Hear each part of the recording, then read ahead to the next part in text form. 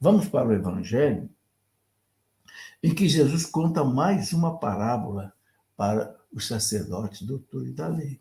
Quero lembrar que no domingo passado, a igreja colocou outra parábola que Jesus contava para os sacerdotes, doutores da lei, aquela parábola do rei, né, de um patrão que tinha uma vinha, cuidou da vinha, plantou a vinha com todo o carinho, entregou na mão dos vinhateiros, né, e mandou depois cobrar, né, por justiça, né, o preço do aluguel da vinha, a vinha que ele plantou, que ele cuidou, que ele, né, mandou buscar. E, ao invés dos vinhateiros entregarem fruto, o que eles fizeram? Mataram todos aqueles que o, o patrão enviou, né, e mataram até o próprio filho. Jesus contou isso para o sacerdote, doutor da lei. Jesus sabia que ele ia morrer na mão deles. Mas por que Jesus vai insistentemente, na última semana dele em Jerusalém, Jesus insistentemente conta essas parábolas para os sacerdotes, doutores da lei, a elite religiosa, porque Jesus quer a conversão deles. Né? Jesus não desiste de ninguém. Eles são representantes do povo, representantes da nação judaica daquele tempo. Então, Jesus não desiste, insiste com eles, né? E, infelizmente, não adianta. Agora, Jesus vai e conta de novo outra parábola. E essa parábola, né, o rei já não está mais exigindo nada, ele está oferecendo de graça a salvação. Não é como na parábola anterior, que ele estava exigindo o pagamento do aluguel, do arrendamento da vinha. Não, agora ele está de graça. Ele diz aqui o texto, naquele tempo, Jesus voltou a falar em parábolas aos sumos sacerdotes e aos anciãos do povo, os mesmos da parábola do domingo passado. Por que Jesus, ele diz aqui o texto, voltou a falar em parábolas? Deus insiste, quer ver se muda a cabeça dura dessa gente, quer ver se arranca deles o pecado e eles abraçam a salvação. Veja, é o que Jesus faz com a gente também. Jesus insiste com a nossa salvação. Jesus não desanima. Ele corre atrás de nós, né? chamando com amor, com amor. Quando ele vê que não dá mais para chamar por amor, às vezes ele apela para a dor, né? Às vezes uma doença, às vezes um fracasso, às vezes uma, né? uma frustração. Quantas pessoas eu vejo que voltam para Deus exatamente porque, né? Como dizia um amigo meu, a água bate no bumbum, né? Quando a água bate no bumbum, a pessoa acorda, opa, tenho que mudar de vida. Bom, então, naquele tempo, Jesus voltou a falar em parábola aos sumos sacerdotes e aos anciãos do povo, dizendo: o reino dos céus. É sempre o reino dos céus, né? É como a história do rei que preparou a festa de casamento para o seu filho. Quem é esse rei? É Deus. Quem é o seu filho? É Jesus. A palavra é muito clara. E os doutores da lei e sacerdotes sabiam que estava falando de Jesus. E mandou os seus empregados para chamar os convidados para a festa. Mas esses não quiseram ir. Quem são esses primeiros convidados? São esses mesmos judeus, sacerdotes, doutores da lei, mas não quiseram vir. É o povo que Deus preparou em primeiro lugar, não quiseram vir. Mas hoje também nós da igreja, aqueles da igreja que não querem aceitar Jesus, acham que não precisa da salvação, acham que não precisa de Deus, acham que não está nem aí com a vida eterna. São esses que Deus chama, né? Mas ele diz aqui, né? O rei mandou empregado dizer aos convidados: já preparei o banquete, os bois e os animais cevados já foram abatidos e tudo está pronto, vinde para a festa. Ou seja, o pai mandou o filho. O filho fez tudo o que tinha que fazer, pregou o evangelho, curou leprosos, curou paralíticos, curou cegos, né? Exorcizou endemoniados, né? Preparou tudo.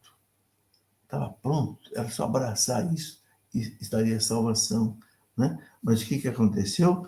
Mas os convidados não deram a menor atenção. Um foi para o campo, outro foi para os seus negócios, outros agarraram os empregados, bateram neles e o mataram. Jesus repete o que aconteceu na parábola, né, lá do domingo passado. Né? Quem são esses, né, que matam, né, os enviados e esforços? São exatamente os que rejeitam Jesus. Né? Com tudo que Jesus ofereceu, um Deus que desce do céu em forma de homem, oferece tudo, morre numa cruz para nos salvar. Né? Mas muita gente acha que nada é demais, como se fosse trivial, como se fosse uma coisa comum, sem valor. Né? Acha que não precisa da salvação, acha que não precisa rezar, né? É autossuficiente, é orgulhoso. Eu cuido da minha vida sozinho. Graças a Deus que essas pessoas, de vez em quando, encontram a dor pela frente e mudam de vida. Graças a Deus. Como muitos que a gente conhece na história. Muitos até que se tornaram santos. Como São Francisco, como Santo Agostinho, né? Que foi precisa a experiência da dor para voltar para Deus. O rei ficou indignado e mandou suas tropas para matar aqueles assassinos e incendiar a cidade dele. É o juízo final. Esses que rejeitam Jesus, né, recusam ouvir Jesus, ouvir a igreja, que insistentemente chama, né? Um dia haverá o juízo final. Aqui é uma parábola, a gente não pode querer interpretar a palavra ao pé da letra, porque é parábola. Parábola é uma alegoria. Então a gente tem que entender onde é que ela quer remeter a gente. Ela quer remeter o seguinte: vai haver um juízo. Né? Para aqueles que não corresponderam à graça de Deus, não cooperaram com a graça de Deus. Né? Mas aí, né? Portanto, o rei disse para os empregados, né? Ide às encruzilhadas dos caminhos e convidai para a festa todos os que encontrares. Aí uma coisa muito bonita. A igreja chama a todos. A igreja tem a porta aberta para todos. Né? A igreja aceita todos, mas não aceita tudo. Cuidado, não vamos confundir as coisas. A igreja aceita a todos. Todos os pecadores podem entrar na igreja. Mas a igreja Cristo exige a conversão. A igreja aceita todos, abraça todos, mas não tudo. Não tudo. Há uma tendência moderna hoje que a igreja aceite tudo. Aceita tudo. Né? Tudo é amor, então vamos aceitar qualquer coisa. Vocês sabem o que eu estou falando, né? Não, não. Uma coisa é a igreja acolher. A igreja acolheu os pecadores. Jesus acolheu Madalena, acolheu aquela mulher adulta que ia ser apedrejada, acolheu Zaqueu, mas não acolheu tudo, não acolheu o pecado. Filha, ninguém te apedrejou? Ninguém te condenou? Não. Eu poderia te condenar, mas eu não vou te condenar, não. Vai e não peques mais. Meus irmãos, hoje, infelizmente, se esquece muito disso. Deus é bonzinho, Deus acolhe qualquer um, pode vir todo mundo, de qualquer jeito. Né? Deus é misericórdia, Deus é perdão. Deus é misericórdia, sim. Deus está pronto para perdoar qualquer pecado, mas desde que a pessoa mude de vida. Deus não é bonzinho, Deus é bom, mas Deus não é bonzinho, que passa o pano em tudo. Deus é pai, mas não é paternalista. O paternalista é aquele que está vendo o filho fazer coisa errada, está achando graça, acha bonito, pode continuar assim. Não, não. Deus é misericórdia infinita. Mandou seu Filho para nos salvar. Não tem misericórdia maior do que essa. Que nós rezamos às 3 horas da tarde. O texto da divina misericórdia. Não tem, mas Deus exige a conversão, a mudança de vida. O reino de Deus está próximo.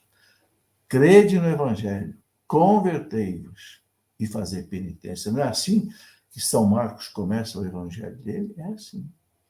Então, o rei, né, vai lá. Então, os empregados saíram pelos caminhos, reuniram todos que encontraram, maus e bons. Olha aí. Entrou todo mundo para a festa, mas tinha gente boa e tinha gente má. Isso quer dizer o quê? Na igreja tem joio e tem trigo. Na igreja tem gente que vive de acordo com a lei de Deus e tem gente que não está nem aí. Bom, continua aqui, ó. Né? E a sala da festa ficou cheia de convidados. Né? Quando o rei entrou para ver os convidados, observou aí um homem que não estava usando traje de festa. Olha aí o que é esse traje de festa. É viver de acordo com a vontade de Deus. Né? Esse traje exterior significa um traje interior. A parábola é assim, a parábola ela está contando uma história exterior, mas é para a gente entender no interior. E perguntou-lhe, amigo, como entraste aqui sem o traje da festa? Mas o homem nada respondeu. Ele não tinha o que responder. Muita gente é batizado, fez primeira comunhão, é crismado, mas não está nem aí com Deus.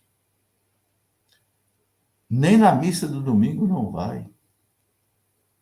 Gente, são apenas 8% de católicos que vão à missa no domingo, que é a exigência mínima que Deus faz. Mas o homem nada respondeu, não tinha o que responder. Ficar calado mesmo. Então o rei disse aos que serviram, amarrai os pés e as mãos deste homem e jogai fora na escuridão. Aí haverá choro e ranger de dentro. Não pense que isso aqui vai acontecer ao pé da letra, não. De novo, é uma parábola. Não pense que Deus vai fazer aqui com os maus o que, né, os Hamas está fazendo com os israelitas naquela invasão. Não, não é isso. Ele está dizendo o seguinte, haverá um juízo. E nesse juízo, mesmo aqueles que estão na igreja, porque foram batizados, mas que não perseveram na igreja, não perseveram na fé, não perseveram na caridade, não vão participar do banquete, vão ser retirados da sala do banquete. E aí Jesus termina dizendo, porque muitos são chamados, mas poucos os escolhidos. Ou seja, muitos são chamados. A salvação é para todos. Nós vimos aí desde o começo, né? Deus quer que todos se salvem. Deus manda chamar todos. Os primeiros convidados não quiseram vir, ele mandou os empregados ir por todos os caminhos, chamar todo mundo. Mas poucos são escolhidos. O que são esses escolhidos? São aqueles que vivem de acordo com a vontade de Deus. Se esforçam para se converter, vivem uma vida de oração, vivem uma vida sacramental, põe Deus em primeiro lugar na sua vida. Deus não pode ser o segundo lugar na nossa vida, porque nós somos o primeiro lugar na vida dele. Seu filho deu a vida por nós, porque nós somos o primeiro. O mais importante para Deus. Então, Deus tem que ser também o mais importante para nós. Né?